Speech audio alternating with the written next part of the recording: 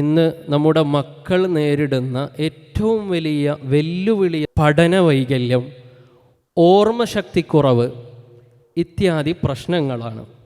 ഇവിടെയാണ് US ഹൃദയമായ ന്യൂയോർക്കിലെ Colombia university QS റാങ്കിങ്ങിൽ 34 സ്ഥാനമാണ് 2025 കൊളംബിയ യൂണിവേഴ്സിറ്റിക്ക് ലഭിച്ചിരിക്കുന്നത്. ഈ യൂണിവേഴ്സിറ്റി ഈ ഒരു വിഷയത്തിന് ഒരു solution കണ്ടുപിടിക്കുകയാണ്. A recent study from Columbia University suggests that children who have dinner with their family at least 4 times a week tend to perform better academically. Columbia യൂണിവേഴ്സിറ്റിയിൽ നിന്നുള്ള പഠനം ഇങ്ങനെയാണ്: ആഴ്ചയിൽ 4 തവണയെങ്കിലും നമ്മുടെ മക്കൾ കുടുംബത്തോടൊപ്പം ഭക്ഷണം കഴിക്കുന്നുണ്ടെങ്കിൽ ആ കഴിക്കുന്ന കുട്ടികളിൽ പഠന വൈകല്യം വളരെ കുറവാണ്.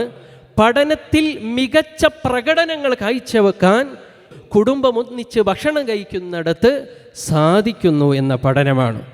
കുടുംബത്തോടൊപ്പം ഭക്ഷണം കഴിക്കാൻ വേണ്ടി പറയുമ്പോൾ 1400 വർഷങ്ങൾക്ക് മുമ്പ് അഷ്റഫുൽ ഖൽഖ് സല്ലല്ലാഹു അലൈഹി വസല്ലമ തങ്ങൾ നമ്മെ പഠിപ്പിക്കുന്നു. പ്രിയപ്പെട്ട മുഅ്മിനീങ്ങളെ, അബൂ ദാവൂദ് റഹിമഹുല്ലാഹ് റിപ്പോർട്ട് ചെയ്യുന്നുണ്ട്: കുലു ജമീഅൻ വലാ തഫറഖു ഫഇന്നൽ ബറകത മഅൽ ജമാഅ.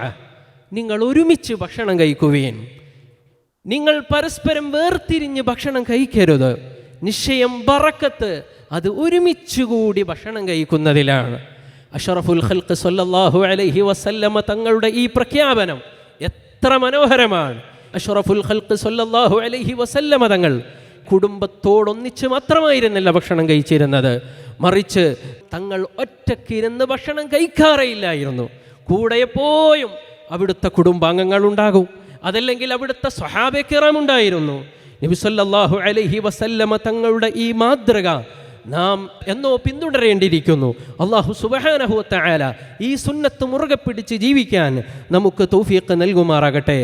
സത്യത്തിൽ ഒരുമിച്ച് കൂടി ഭക്ഷണം കഴിക്കുമ്പോൾ സംഭവിക്കുന്നത് വയറു നിറയിൽ മാത്രമല്ല, മറിച്ച് ഹൃദയവും മനസ്സും നിറക്കുന്ന ഒരു സമയമാണ്. നമ്മൾ ബിസ്മില്ലാഹിർ റഹ്മാനിർ റഹീം എന്ന് പറയലോടുകൂടി ആ ഭക്ഷണത്തെ നാം പുണ്യവൽക്കരിക്കുകയാണ്.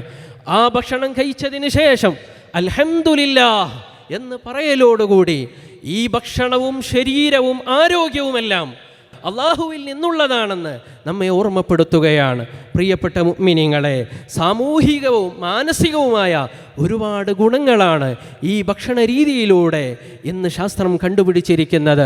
ഇതെല്ലാം അഷ്റഫുൽ ഖൽഖ് സല്ലല്ലാഹു അലൈഹി വസല്ലമ തങ്ങൾ 1400 വർഷങ്ങൾക്ക് മുമ്പ് നമ്മെ പഠിപ്പിക്കുന്നുണ്ട്. കുടുംബം ഒന്നിച്ച് ഭക്ഷണം കഴിക്കുന്ന അവസരത്തിൽ സാമൂഹികവും ബുദ്ധിപരമായ ഒരുപാട് കഴിവുകൾ വർദ്ധിക്കുന്നു. അവർക്ക് കൂടുതൽ ശാന്തതയും ആത്മവിശ്വാസവും പരിപോഷിക്കാൻ സാധിക്കുന്നു. വീട് എന്നുള്ളത് ഒരു സ്നേഹ സമ്പൂർണ്ണ സ്ഥലമാണ്.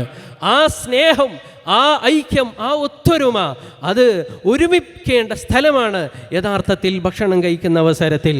ഇത് കേവലം ഒരു ഭക്ഷണ രീതി മാത്രമല്ല, മറിച്ച് വിദ്യാഭ്യാസ രീതിയാണ്.